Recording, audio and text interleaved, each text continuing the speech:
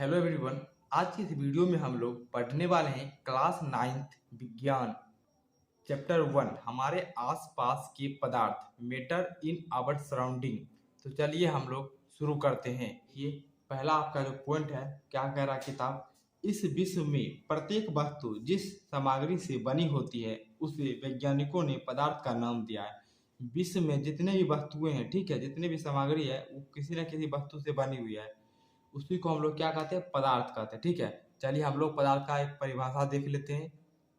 तो देखिए हम लोग समझ लेते हैं पदार्थ किसे कहते हैं। ठीक है, संसार की वे सभी वस्तुएं जिसका कुछ कुछ द्रव्यमान होता है, ठीक है, और स्थान घेरती है, पदार्थ कहलाती है। संसार में जितने भी वस्तुएं जिसका कोई ना कोई द्रव्यमान होता है, द्रव्यमान को आप लोग क्या कह सकते हैं, भार कह सकते हैं। ठीक है, उसके बाद वो स्थान घेरती है, मतलब उसका कोई फिक्स आयतन होता है। ठीक है, तो उसको हम लोग क्या कहेंगे, उसको हम लोग कहेंगे पदार्थ कहेंगे। ठीक है, जैसे कुछ एग्जांपल देख लीजिए, मिट्टी हो गया, हवा, पानी, पशु पक्षी, इस तरह से और भी आप लोग एग्जांपल एक दो कमेंट करके जरूर बताइएगा।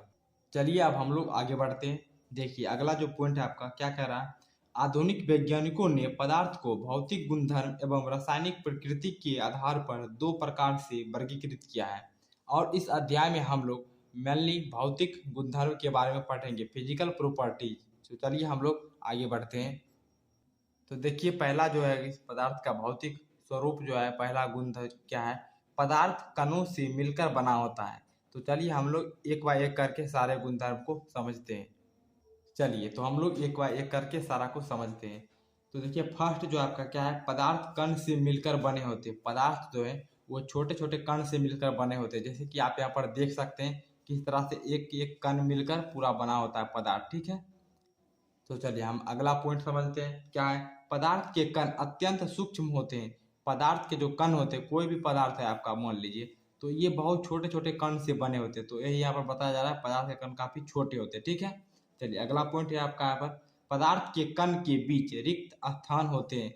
पदार्थ के जो कण होते हैं उसके बीच में ये जो आप यहाँ पर देख रहे हैं रिक्त स्थान होते हैं। ठीक है, गैप होता है। तो सबसे ज्यादा गैप किस में होता है, तो गैस में सबसे ज्यादा गैप होता है, उसके बाद लिक्विड में, और सबसे कम की बात करें तो सॉलिड में। ठीक है, ठोस में। चलिए हम लोग आगे बढ़ जाते हैं। अगला पॉइंट है आपका, पदार्थ के कण निरंतर गतिशील होते हैं। ठीक है, पदार्थ के जो कण होते हैं मूव करते रहते हैं, इधर से उधर चलते रहते हैं, गतिशील होते हैं। ठीक है, अगला जो पॉइंट है आपका यहाँ पर, क्या कह रहा है, पदार्थ के कण एक दूसरे को आकर्षित करती हैं। पदार्थ के जो कण होते हैं वो एक दूसरे पर आकर्षण बल लगाते हैं, आकर्षण फोर्स लगाते हैं।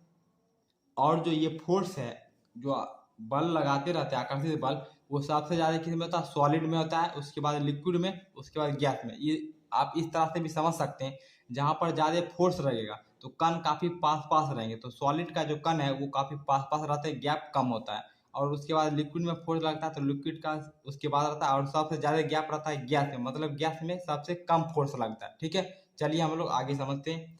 पदार्थ के कण में गतिज ऊर्जा होती है। ठीक है, जिससे ताप बढ़ने पर इनकी गति तेज हो जाती है। ठीक है, पदार्थ के कण में क्या होता है, गतिज ऊर्जा पाई जाती है। जैसे तापमान बढ़ेगा, टेम्परेचर जैसे ही बढ़ेगा तो यह क्या होगा, गतिज ऊर्जा इसका तेज हो जाएगा, गति तेज होता है कण की। अब देखिए आगे एक पॉइंट दिया गया है, इसे भी आप लोग याद रखिएगा, क्या है, अंतरराष्ट्रीय मात्रक पद्धति के अनुसार आयतन का मात्रक 1 घन मीटर क्यूब होता है। ठीक है, 1 घन मीटर होता है। उसके बाद आयतन मापने का साधारण मात्रक क्या होता है, लीटर को लिया जाता है। ठीक है, आप यहाँ पर कुछ दिया गया आप लोग, जैसे 1 लीटर में 100 ml होता है, ये सब होता है, ये सब आप लोग याद कर लीजिएगा। ठीक है, चलिए हम लोग आगे बढ़ते हैं। अब यहाँ पर देख लीजिए अगला एक टॉपिक है विसरण। विसरण क्या होता है, चलिए हम लोग इसको एक बार अच्छे से समझ लेते हैं। तो देख लीजिए विसरण क्या होता है, क्या है विसरण का परिभाषा देखिए, दो विभिन्न पदार्थ के कण को आपस में स्वतः मिलना ही विसरण कहलाता है। दो पदार्थ, ठीक है, उसके जो कण है, ठीक है, आपस में स्वतः मिलते हैं। ठीक है, इस प्रक्रिया को हम लोग क्या कहते हैं, विसरण कहते हैं। ठीक है, एक पॉइंट आप लोग याद रखिएगा, विसरण से रिलेटेड है, गर्म करने पर विसरण की दर जो है वह तेज हो जाता है। ठीक है, तो इसको आप लोग याद रखिएगा। अब अगला टॉपिक है आपका पदार्थ की अवस्थाएं। तो चलिए हम लोग इसको एक बाय एक करके सारा कुछ समझते हैं। तो देखिए पदार्थ की अवस्था है, पदार्थ को 3 भागों में बांटा गया है। पहला क्या है, ठोस, सॉलिड हो गया, लिक्विड, उसके बाद गैस। ठीक है। तो चलिए हम एक बार एक करके सारे को समझते हैं। सबसे पहले हम लोग ठोस के बारे में अध्ययन करेंगे। तो चलिए हम लोग ठोस के बारे में पढ़ते हैं। तो देख लीजिए, पदार्थ की 3 अवस्थाएं होती है, ठीक है, ठोस, द्रव और गैस। तो चलिए हम लोग ठोस के बारे में सबसे पहले हम लोग पढ़ेंगे। ठोस का गुणधर्म, तो सबसे फर्स्ट है यहाँ पर आपका ठोस के बारे में, इनका निश्चित आयतन एवं स्पष्ट सीमाएं होती हैं। जो ठोस होता है उसका आयतन जो है वह फिक्स होता है, ठीक है, जैसे यहाँ पर आप लोग देख सकते हैं। चलिए दूसरा जो पॉइंट आपका क्या है, स्थिर आयतन, ठीक है, अर्थात जो संपिंडता होता है वह नगण्य होता है। ठोस का जो संपिंडता होता है नगण्य होता है, मतलब कि नहीं होता है, ठीक है। चलिए यहाँ पर जो संपिंडता आ गया इसको हम लोग आगे समझेंगे। चलिए हम लोग तीसरा पॉइंट समझ लेते हैं। यहाँ पर तीसरा पॉइंट क्या है आपका, बाह्य बल लगने पर भी ठोस अपने आकार को बनाए रखता है। अगर हम ठोस पर कोई बाहर से फोर्स लगाएंगे, ठीक है, उसके बाद भी ये अपना जो आकार है इसको फिक्स रखता है, ठीक है। चलिए चौथा पॉइंट आपका क्या है, अंतरानुक बल ठोसों में द्रव एवं गैस से अधिक होता है। जैसा कि मैंने आपको पहले ही बताया था, जो ठोस के कण होते हैं वो काफ़ी पास पास होते हैं, क्योंकि इसमें जो बल लगता है वह काफ़ी ज़्यादा लगता है, ठीक है। चलिए अब हम लोग द्रव के बारे में अध्ययन करेंगे। तो देख लीजिए, हम लोग ठोस के गुणधर्म को समझ चुके हैं, अब हम लोग द्रव के गुणधर्म को समझेंगे। तो फर्स्ट में आपका क्या है, द्रव का निश्चित आकार नहीं होता है। द्रव का जो है कोई आकार फिक्स नहीं होता है। मान लीजिए यहाँ पर एक बर्तन हम लोग ले लेते हैं, ठीक है, यहाँ पर मान लीजिए कुछ लिक्विड भरा हुआ है, ठीक है। अब हम लोग आगे भी एक बर्तन ले लेते हैं और इस लिक्विड को हम लोग इसमें डालते हैं, क्या करते हैं, इसमें ट्रांसफर करते हैं। तो देखिए इस बर्तन में से यहाँ पर गया, ठीक है। तो पहले इस आकार में था लिक्विड, उसके बाद देखिए अब यहाँ पर इस आकार में आ गया। तो जिस बर्तन में हम लोग इसको डालेंगे यह उसी का आकार ले लेगा, तो इसलिए इसका जो आकार है वह फिक्स नहीं होता है, ठीक है। चलिए हम लोग दूसरा पॉइंट समझ लेते हैं द्रव के बारे में। इनका आयतन निश्चित होता है। आयतन जो है द्रव का ये फिक्स होता है, ठीक है।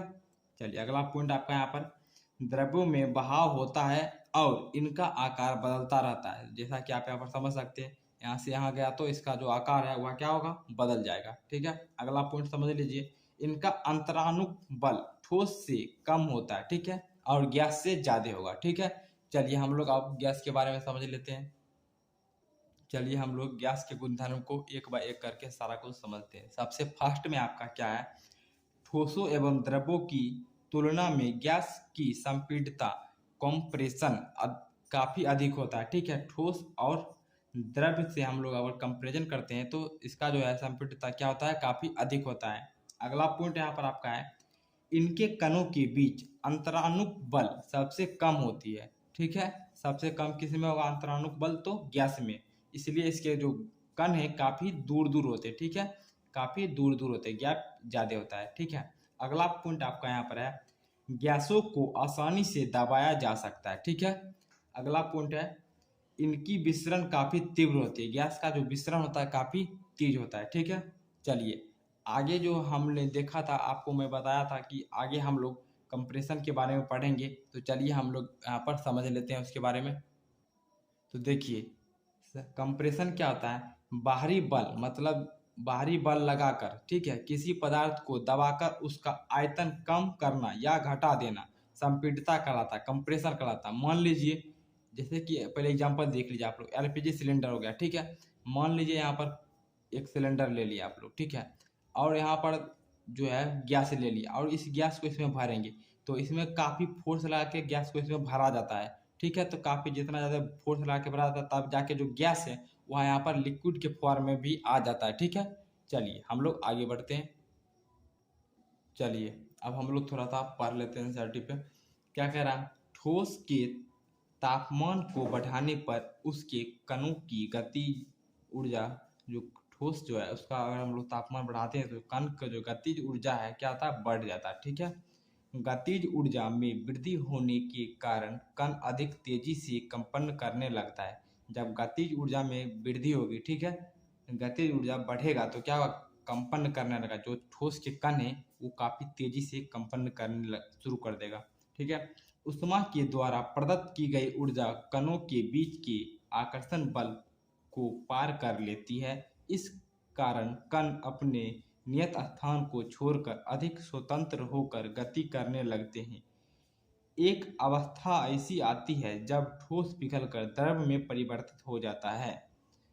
जिस तापमान पर ठोस पिघलकर द्रव बन जाता है वह तापमान गलनांक कहलाता है। वैसा तापमान जिस पर ठोस जो है आपका वह पिघलकर लिक्विड बन जाता है, ठीक है, द्रव में बदल जाता है, उसको हम लोग क्या कहते हैं, गलनांक कहते हैं। चलिए एक बार हम लोग यहाँ पर समझ लेते हैं क्या है मेल्टिंग पॉइंट क्या होता है। जिस तापमान पर ठोस पिघलकर द्रव बन जाता है वह तापमान उस ठोस पदार्थ का गलनांक कहलाता है, ठीक है। जैसे बर्फ का गलनांक 273.16 के होता है केल्विन, ठीक है, होता है, अर्थात बर्फ 273.16 केल्विन तापमान पर गलने लगता है, ठीक है, पिघलने लगेगा, लिक्विड में चेंज होना शुरू कर देगा। देखिए यहाँ पर एक पॉइंट है, इसको भी आप लोग याद रखिएगा।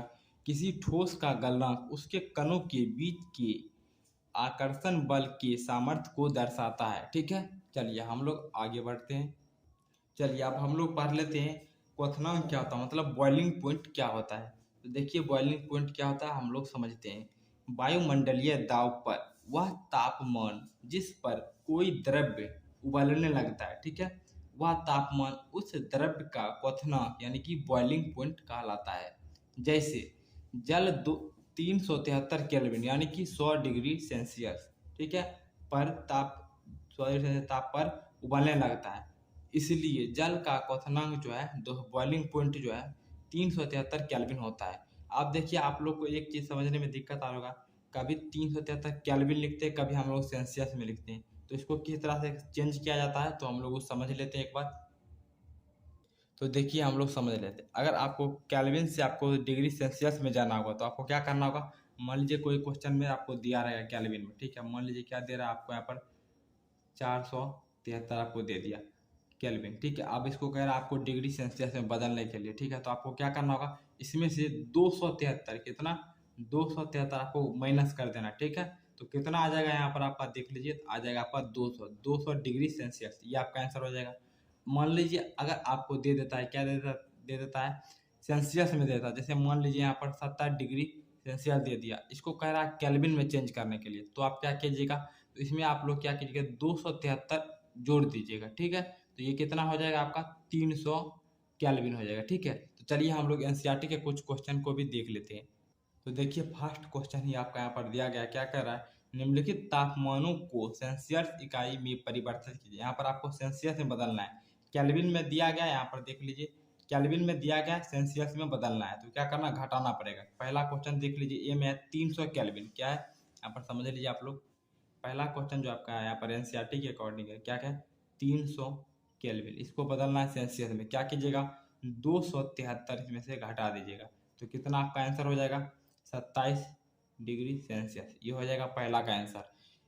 चलिए अब यहाँ पर आपका दूसरा जो बी का है, इसको आप लोग चेंज करके कमेंट बॉक्स में कमेंट कर जरूर बताइएगा। चलिए दूसरा क्वेश्चन का भी हम लोग पहला देख लेते, क्या कला, इसको बदलना है सेल्सियस से आपको केल्विन में जाना है। पहला क्वेश्चन है 25 डिग्री सेल्सियस, चलिए इसको हम लोग चेंज कर लेते हैं। दो का फर्स्ट है 25 डिग्री सेल्सियस था, इसको हम लोग क्या करना है, इसको केल्विन में बदलना है, तो इसमें क्या करेंगे 273 इसमें जोड़ देंगे, 273 जोड़िएगा तो कितना हो जाएगा 298 केल्विन, ये आपका राइट आंसर हो जाएगा। इसी प्रकार आप लोग बी का जो है कमेंट करके जरूर बताइएगा, ठीक है। चलिए आगे अब हम लोग गुप्त ऊष्मा के बारे में पढ़ लेते हैं, ठीक है। गुप्त ऊष्मा क्या होता है, लेटेंट हीट कहा जाता है इसको इंग्लिश में। चलिए हम लोग इसको समझते हैं क्या कहते हैं। जब कोई पदार्थ गलने की प्रक्रिया के दौरान अपने गलनांक पर पहुंचता है, ठीक है, तो इसे और अधिक ताप बढ़ाने के बाद भी यह तापमान में बिना किसी वृद्धि दर्शाए पदार्थ की अवस्था को बदलता रहता है। ऐसे पदार्थ द्वारा उस ऊष्मीय ऊर्जा को अवशोषित कर लेने के कारण होता है, ठीक है। यह ऊष्मा पदार्थ और बर्तन में छुपी रहती है, इसे ही गुप्त ऊष्मा या लेटेंट हीट कहते हैं। चलिए हम लोग आगे बढ़ते हैं। अब हम लोग पढ़ेंगे लेटेंट हीट ऑफ फ्यूजन, क्या कहता है, संघनन की प्रसुप्त ऊष्मा क्या होती है। चलिए हम लोग इसको समझते हैं। सबसे पहले हम लोग संघनन समझ लेते हैं, संघनन क्या होता है। संघलन क्या होता है यहाँ पर आप लोग थोड़ा सा समझ लीजिए। ठोस ठोस से हम लोग जब द्रव में बदलते हैं, ठीक है, तो इसी को हम लोग क्या कहते हैं, संघलन कहते हैं। चलिए आगे बढ़ते हैं हम लोग। आप संघलन कीजिए, जो है आपका संघलन की प्रसुप्त ऊष्मा, लेटेंट हीट ऑफ फ्यूजन, इसको हम लोग समझ लेते हैं। वायुमंडलीय दाब पर 1 केजी ठोस को उसके गलनांक पर द्रव में बदलने के लिए जितनी ऊष्मा ऊष्मा ऊर्जा की आवश्यकता होती है, उसे संघलन की प्रसुप्त ऊष्मा ऊष्मा कहते हैं, ठीक है। चलिए हम लोग आगे बढ़ते हैं। अब आगे हम लोग यहाँ पर समझ लेते हैं थोड़ा सा।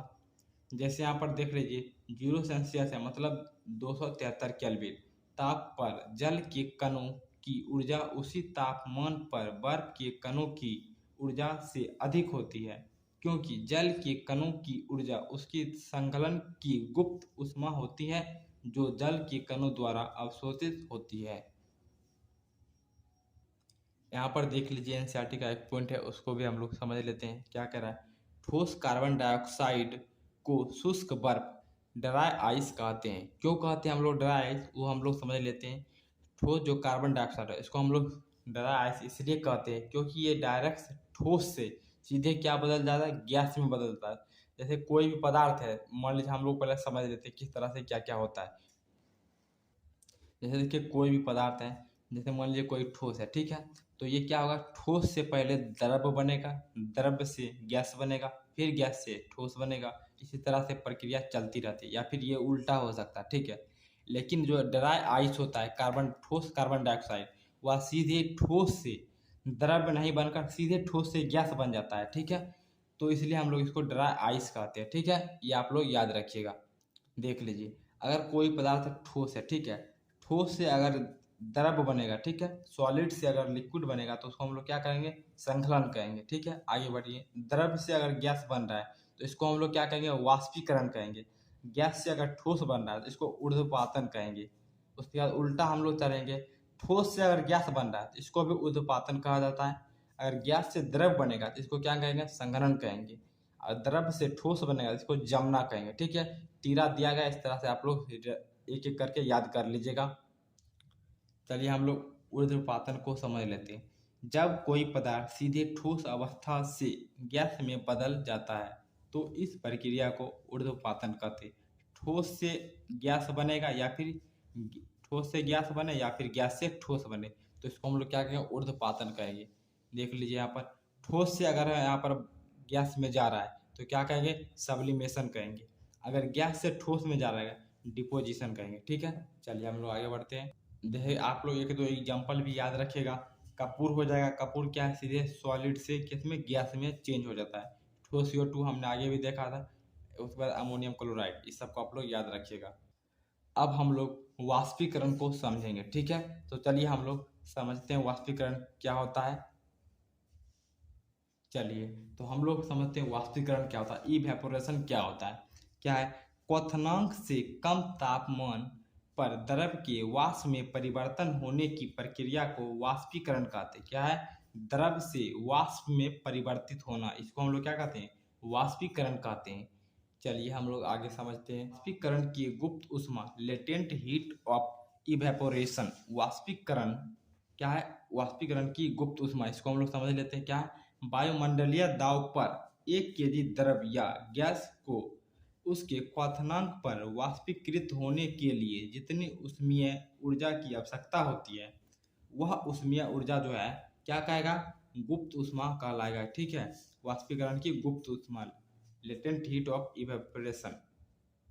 देखिए आगे समझ लेते थोड़ा सा हम लोग। ठीक इसी प्रकार 273 केल्विन यानी कि 100 डिग्री सेल्सियस तापमान पर जो है भाप जो होता है, अर्थात वाष्प के कणों उसी तापमान पर, यानी तापमान पर पानी के कण की अपेक्षा अधिक ऊर्जा होती है।